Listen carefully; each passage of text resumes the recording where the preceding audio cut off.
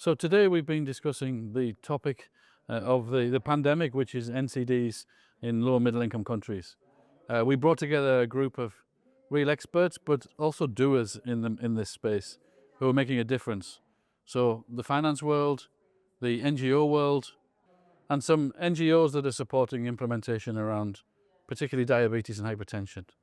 And the topic today was, how do we build a more sustainable environment, and how do we network more strongly together to deliver more services for patients?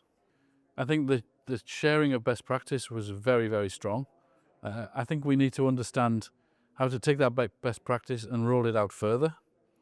I think from an industry perspective, I need all of the partners to talk to the other companies. How do we collaborate more efficiently? How do we bring best practice across particularly the African continent? And how can we make a difference?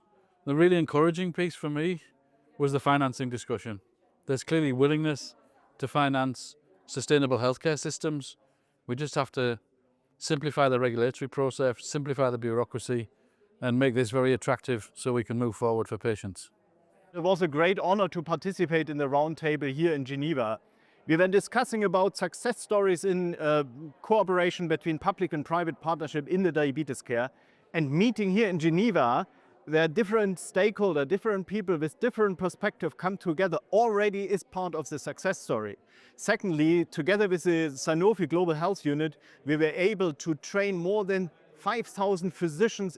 Another success story. In the world, there are thousands of success stories done by passionate people who want to improve the quality of diabetes care. And a special thanks to Sanofi and the Global Health Unit to be one of the frontiers in driving this forward. What I hear too much still, I think, is very much a focus on traditional treatment models. So if we talk about investments, it's about investing in hospitals, in diagnostic centers. I think it's a missed opportunity because there's just not enough people and there's just not enough money to expand and scale NCD coverage in lower middle income countries with the current models. So it needs to be done better. It needs to be done more efficiently. And I think digital technology and innovation have a huge role to play there.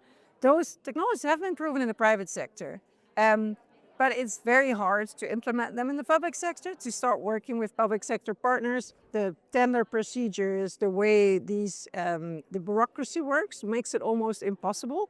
So I think we have a huge role to play there as the ecosystem of public and private sector players to encourage to change that in a way where the private sector solutions can complement public sector initiatives.